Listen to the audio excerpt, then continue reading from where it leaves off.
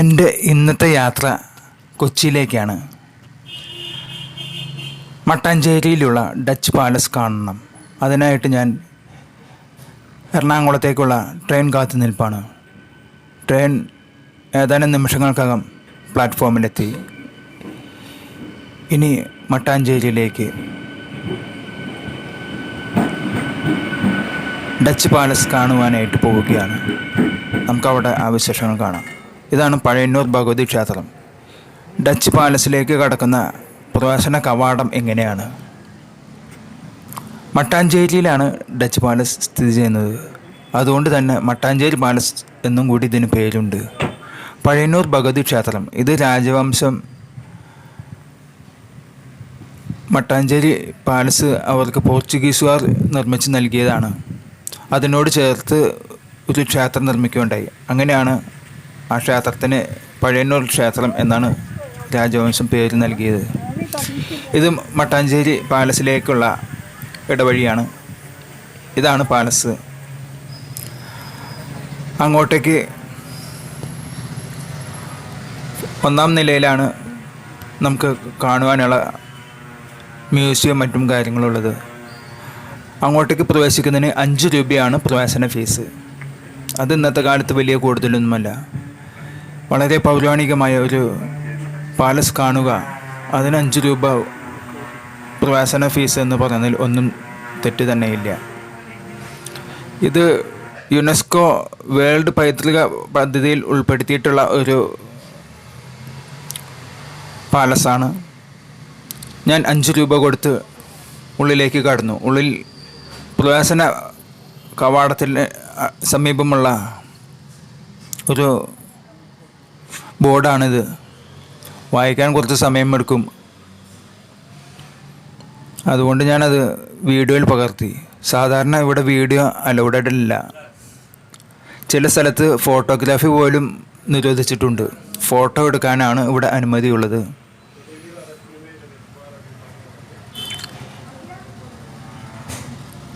മട്ടാഞ്ചേരി പാലസിൻ്റെ ചരിത്രത്തെക്കുറിച്ചുള്ള കാര്യങ്ങളൊക്കെയാണ് ഇവിടെ എഴുതി വച്ചിട്ടുള്ളത്. പാലസിൻ്റെ ഉള്ളിലേക്ക് നമ്മൾ ഇപ്പോൾ പ്രവേശിക്കുകയാണ്. അവിടെ രാജവംശം ഉപയോഗിച്ചിരുന്ന അനേകം വസ്തുക്കൾ, പല്ലക്ക്, അതുപോലെ തന്നെ ഫർണിച്ചറുകൾ എന്നിവയെല്ലാം ഉണ്ട്. ഇവയെല്ലാം രാജവംശം ഉപയോഗിച്ചിരുന്ന ഫർണിച്ചറുകളാണ്. നമ്മൾ ആ കാലഘട്ടത്തിലേക്ക് നമ്മുടെ മനസ്സ് പോകുമ്പോഴാണ് അതിൻ്റെ ഒരു യഥാർത്ഥ സുഖം നമുക്ക് മനസ്സിലാവുക.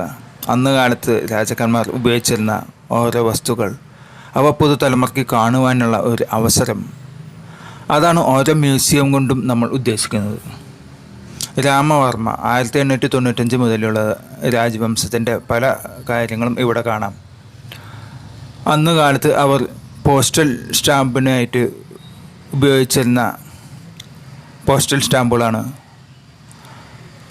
അന്നെല്ലാം അണ, പൈസ, കാശ് എന്നീ നിലയിലാണ് അന്നത്തെ നാണയ വിനിമയങ്ങൾ. 1 അണ, 2 അണ, 3 അണ, 1 പൈസ എന്നിങ്ങനെയൊക്കെയാണ് അന്ന് കാലത്തെ നാണയ വിനിമയം. ഇപ്പോൾ നമുക്കത് ആലോചിക്കുമ്പോൾ തമാശ തോന്നും. പക്ഷെ അന്ന് കാലത്ത് അതിന് അതിൻ്റേതായ വിലയുണ്ട്. അന്ന് കാലത്ത് രാജവംശം ഇറക്കിയിട്ടുള്ള പോസ്റ്റൽ സ്റ്റാമ്പുകളാണ്. ഇതൊക്കെ വളരെ അപൂർവമായ ഒരു സൃഷ്ടി തന്നെയാണ്. നമുക്കിന്നവ കാണാൻ സാധിക്കുന്നു എന്നുള്ളത് തന്നെ ഒരു അത്ഭുതമല്ലേ. ഞാൻ അന്ന് കാലത്ത് ആ ജനങ്ങളുടെ, രാജാവിൻ്റെയും രാജഭരണത്തിൻ്റെ കാര്യങ്ങളൊക്കെ ആലോചിച്ചുകൊണ്ട് ഞാൻ ഈ മ്യൂസിയം നടന്നു കാണുകയാണ്. രാജഭരണത്തിന് അതിൻ്റേതായ ഗുണങ്ങളുമുണ്ട്, ദോഷങ്ങളുമുണ്ട്. അത് നമുക്ക് അറിയാതെ തന്നെ അറിയാം. അതിപ്പോൾ നമ്മുടെ ഇപ്പോൾ ഭരിക്കുന്ന സർക്കാരുകളായാലും ഗുണവും ദോഷമുണ്ടല്ലോ. അതുപോലെ തന്നെയാണ് അന്ന് കാലത്തുമുള്ളത്.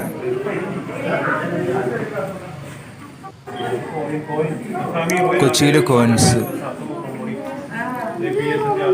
ഇവയെല്ലാം കാണുമ്പോൾ എനിക്ക് എന്തെന്നില്ലാത്തൊരു സന്തോഷമാണ്. അന്ന് കാലത്ത് ഉപയോഗിച്ചിരുന്ന നിലവിൽ ഉണ്ടായിരുന്ന ഓരോ നാണയങ്ങൾ, അവയുടെ ഫോട്ടോകളാണ്. താഴെ കുറച്ച് നാണയങ്ങളും കാണാം. നാണയം ഒരു പൊട്ടിൻ്റെ വലിപ്പം ഒക്കെ ഉള്ളൂ ചില നാണയങ്ങൾ. ഇതെല്ലാം വിലമതിക്കാത്ത വളരെ പ്രഷ്യസ് ആയിട്ടുള്ള ഒരു ശേഖരം തന്നെയാണ്. അത് ഇന്നത്തെ തലമുറയ്ക്ക് കാണുവാനുള്ള ഒരു അവസരം, അതാണ് നമ്മുടെ സൗഭാഗ്യം എന്ന് പറയുന്നത്. അന്ന് കാലത്തെ കത്തിടപാടുകൾ അവയെല്ലാം ഇപ്പോഴും സൂക്ഷിച്ചു വച്ചിട്ടുണ്ട്. പഴയ കാലത്തെ ട്രാവൻകൂർ കൊച്ചിൻ, ചില സ്ഥലത്ത് കൊച്ചിൻ എന്നാണ് എഴുതിയിട്ടുള്ളത്.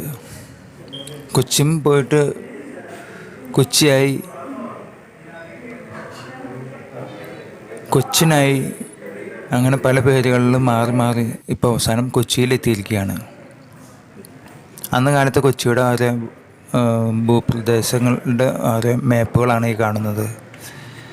ഇതെല്ലാം നമ്മൾ ആ പുരാണ കാലഘട്ടത്തെ നമ്മുടെ മനസ്സിൽ കൊണ്ടുവന്നുകൊണ്ട് നമ്മൾ ഇത് കാണണം. അപ്പോഴാണ് അതിൻ്റെ ആ ഒരു സൗന്ദര്യം നമുക്ക് മനസ്സിലാവുക. മട്ടാഞ്ചേരി പാലസിൽ കേരള മ്യൂറൽ പെയിൻറ്റിങ് കൊണ്ട് സമ്പന്നമാണ്. പക്ഷെ അത് നമുക്ക് ചിത്രീകരിക്കാനുള്ള അനുവാദമില്ല. അതുകൊണ്ട് ഇതിൽ ഞാൻ ഉൾപ്പെടുത്തിയിട്ടില്ല. ഹിന്ദു ഐഡിയോളജി പ്രകാരമാണ് ആ മ്യൂറൽ പെയിൻറ്റിങ്ങുകൾ നിർവഹിച്ചിട്ടുള്ളത്.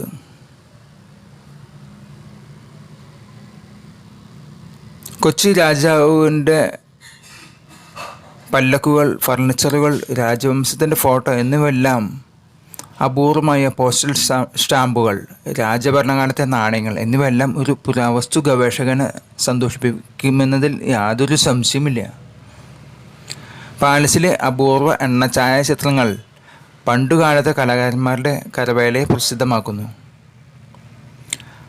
നമ്മൾ ആ പഴയ കാലം ഒന്ന് ഓർത്തു നോക്കിക്കൊണ്ട് ഈ പാലസ് നടന്നു കാണണം. അപ്പോഴാണ് ആ പ്രത്യേക ആത്മഹർഷം അനുഭവപ്പെടുക. ഈ പാലസ് വേൾഡ് ഹെറിറ്റേജ് പദ്ധതിയിൽ യുനെസ്കോ ഉൾപ്പെടുത്തിയിട്ടുണ്ട്. പോർച്ചുഗീസ് എംപറർ ആണ് ഈ പാലസ് നിർമ്മിച്ച് കൊച്ചി രാജവംശത്തിന് സമ്മാനിച്ചിട്ടുള്ളത്. കൊട്ടാരം പണി കഴിപ്പിച്ചിട്ടുള്ളത് 1545-നാണ്. അതിനുശേഷം രാജവംശത്തിന് പോർച്ചുഗീസുകാർ നൽകുകയായിരുന്നു. രാജാവ് ഇതിനോട് ചേർത്ത് ഒരു ക്ഷേത്രം നിർമ്മിച്ചു. പഴയന്നൂർ ഭഗവതി ക്ഷേത്രം എന്ന പേര് ഇതിപ്പോഴും അറിയപ്പെടുന്നുണ്ട്. പാലസ് 4 കെട്ട് സ്റ്റൈലിലാണ് നിർമ്മാണം. എന്നാൽ അതിൻ്റെ പല ആർച്ചുകളും നിർമ്മിച്ചിരിക്കുന്നത് യൂറോപ്യൻ സ്റ്റൈലിലുമാണ്. അങ്ങനെ ഒരു നാടൻ യൂറോപ്പ് സങ്കര സ്റ്റൈലിലാണ് ഇതിൻ്റെ നിർമ്മാണം.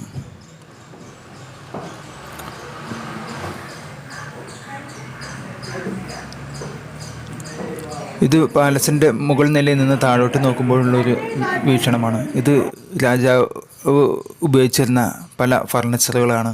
പല്ലക്കുകൾ, വാളുകൾ, അതുപോലെ തന്നെ ബ്രിട്ടീഷുകാർ രാജാവിന് സമ്മാനിച്ച ഒരു വാളിൻ്റെ ചിത്രമാണ് ഈ കാണുന്നത്.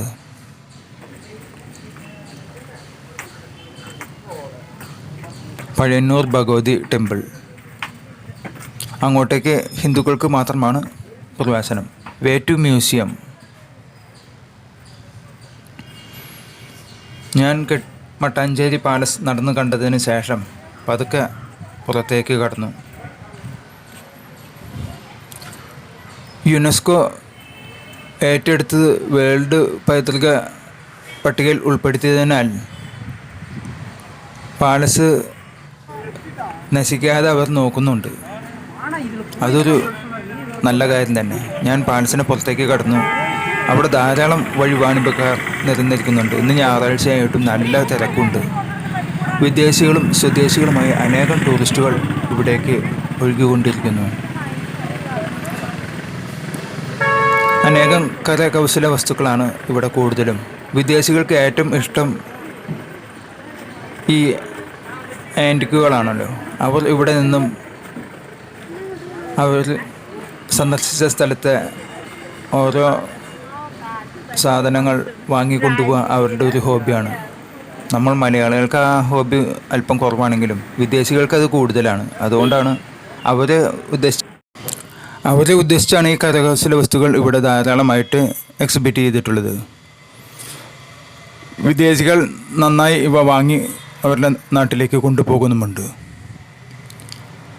അങ്ങനെ ഇന്നത്തെ എൻ്റെ മട്ടാഞ്ചേരി പാലസ്, ഡച്ച് പാലസ് എന്ന സ്വപ്നം പൂവണിഞ്ഞു.